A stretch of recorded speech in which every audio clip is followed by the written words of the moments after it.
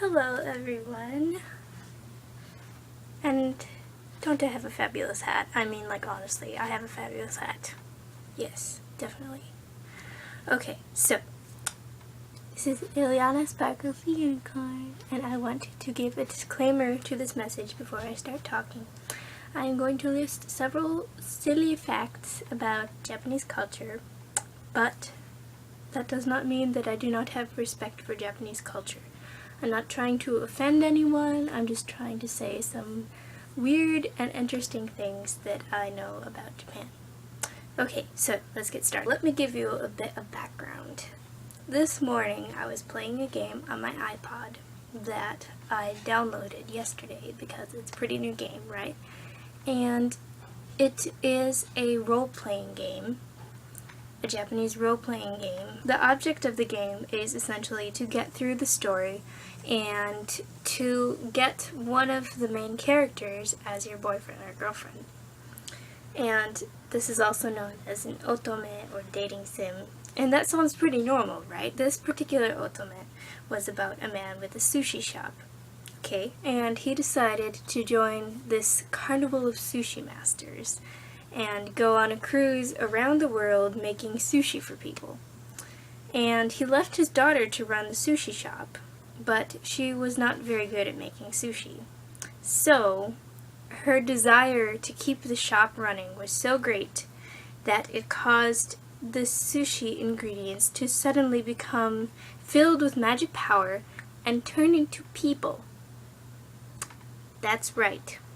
The targets of this particular otome game are sushi ingredient people. That's when I realized that Japan is pretty weird. There's anime, and I'm sure that some of you have watched anime. And there are weird American TV shows, but I mean, there is weird anime. I watched this one called Squid Girl, and it's about a girl who came from the ocean. And she's part squid, part girl, big surprise there. She has tentacles for hair, she can glow, she can spit ink out of her mouth. And she has come to the surface because she wants to invade the world. See what I did there? Cool. That's the kind of weird that we're talking about. Another thing that you probably heard about with Japanese cartoons is Hello Kitty, right? You know, she's on toothbrushes, she's on pillowcases, she has her own TV show. Lady Gaga dressed up as Hello Kitty. Okay, so she's pretty famous.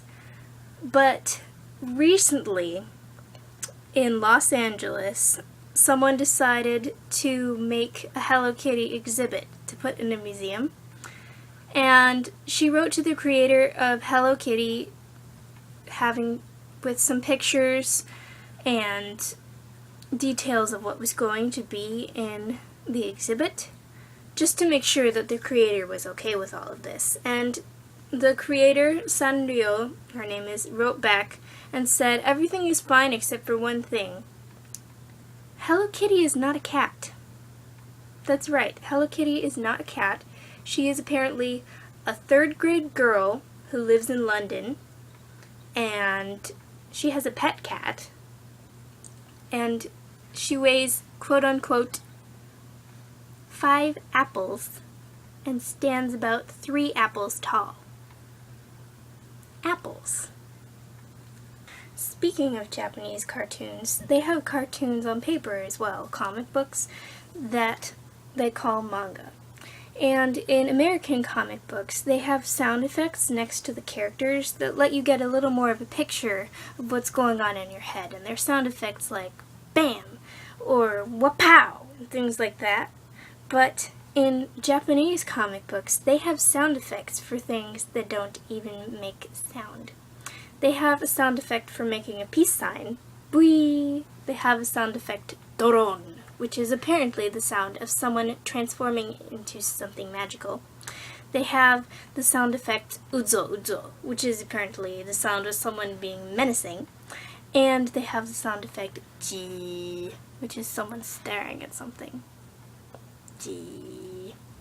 Speaking of sound effects, Pikachu, that yellow and brown electric mouse Pokemon that we all know and love, His name is actually comprised of two sound effects, and depending on how you translate it, it could either mean sparkle squeak or sparkle kiss.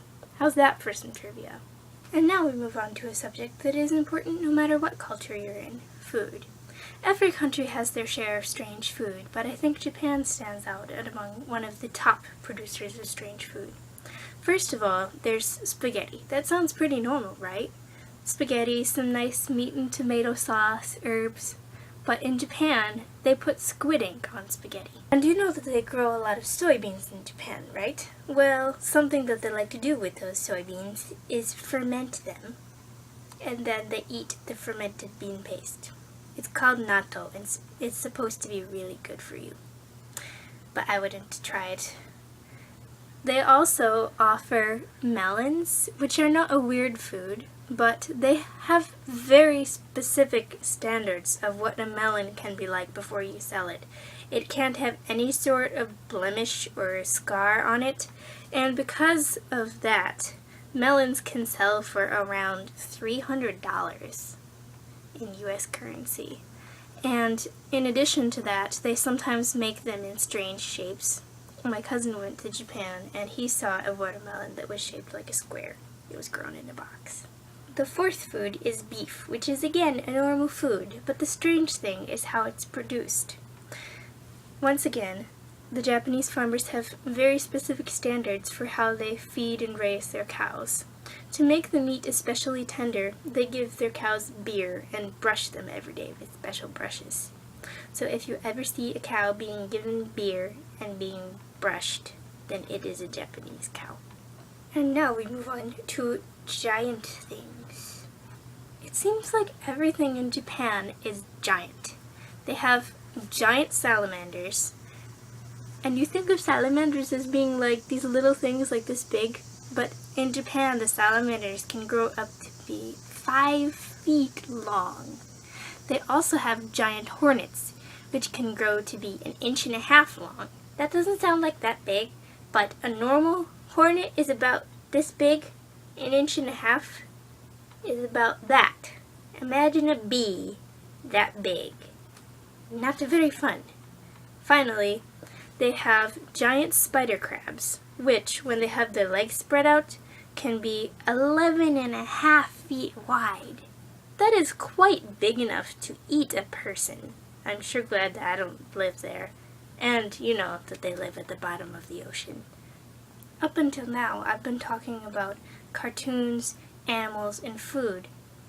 Now, I'll move on to talking about the customs of some of the Japanese people. First of all, if you go into someone's house, you have to take off your shoes. If you go into a school, a business, pretty much any building you enter, you'll have to take off your shoes. But you can't just go barefoot because that would be unsanitary. So they have slippers by the door that you can borrow.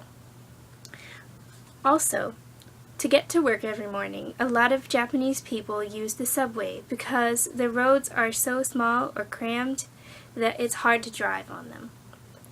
And there are so many people that have to get on the subway in the morning that they have people at the subway whose job is to literally push the people into the subway trains so that there is not so much shoving and pushing that the subway trains can't leave on time. Japan is also the only place that I have heard of that has vending machines that offer hot and cold coffee, tea, and beer. Can you imagine that? You just put a couple coins in the machine and it comes out with coffee. Why haven't we caught on to this idea? It is considered impolite to blow your nose in Japan, and yet, to advertise, businesses send people out to hand out tissue packages with flyers for the business inside of them. And last, but not least, up until the 1800s, for women it was considered ugly to have white teeth, so they would purposely make their teeth black with a dye. Can you imagine that? You meet someone and you make a joke and then it's just like, hi, and only black. Okay, well, I hope you enjoyed that. I hope it was very informative. I told you that I wouldn't put much work into these videos, but I spent about an hour researching that, so I hope you liked it. Some of it I knew already, but it was a learning experience for me too. I'll try to come up with something just as interesting tomorrow. So, sayonara! One final note. I promised that I'd film this in a place with better lighting, so I chose my bedroom. But by the time I was done with all my research and putting together the video, it had gotten to the point where there was no more light coming in through the window, so I had to turn on my overhead light, which is not great either. Sorry, I'll try better next time.